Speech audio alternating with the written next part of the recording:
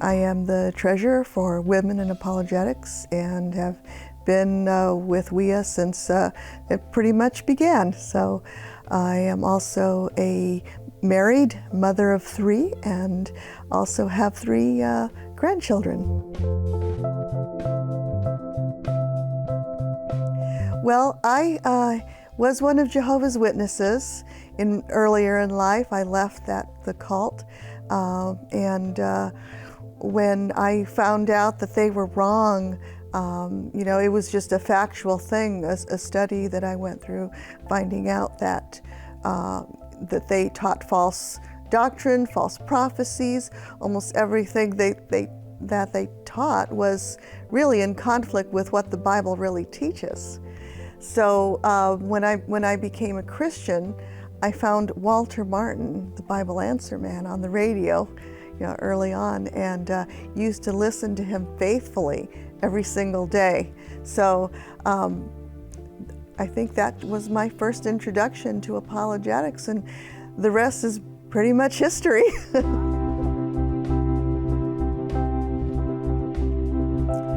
I like, the evidential arguments, because as a former Jehovah's Witness, when I go and I witness to people coming out of this organization, I have to bring them the facts. I have to bring them the evidence. It's like, here is what your organization teaches, and this is what the Bible really says. So I always use an evidential approach, whether I'm, witnessing to the cults or trying to talk to somebody about their non-belief in God. I think the facts speak for themselves, when we're investigating things like the resurrection or, the validity of Scripture and the New Testament, all of that stuff. I think the facts, when you bring them out, they really do speak for themselves. Another one that I like is C.S. Lewis's argument from desire.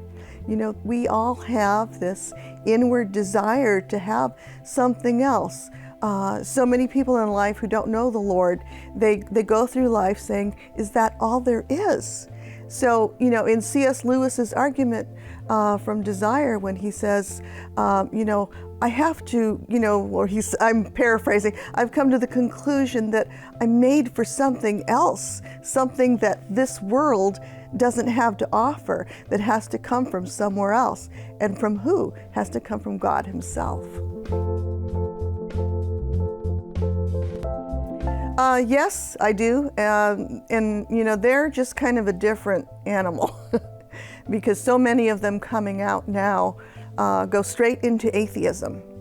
And it takes a while for them to even consider the fact that there is a God that exists. Because when they come out of the watchtower, what happens in their mind is they've spent all these years as Jehovah's Witnesses, and then while they're in there, the watchtower has taught them that all the churches are wrong. So they keep that mentality.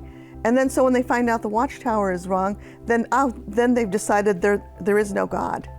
One came to my support group meeting and he was carrying a book called Atheism for Dummies. Well, that's kind of what I think of atheism. It's not kind of for dummies, but I didn't know there was a book called that. I would just ask them questions, put the ball in their court and make them defend their faith. Ask them about their version of the resurrection and, listen to them, see what they say.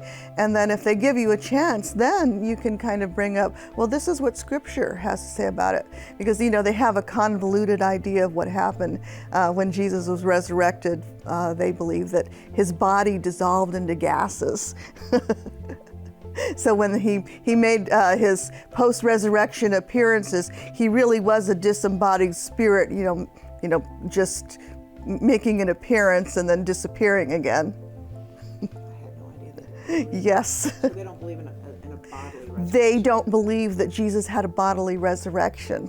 So that's one of the more important things I think that is good to not argue with them about, but bring up when you might have them at your doors, talk about the resurrection.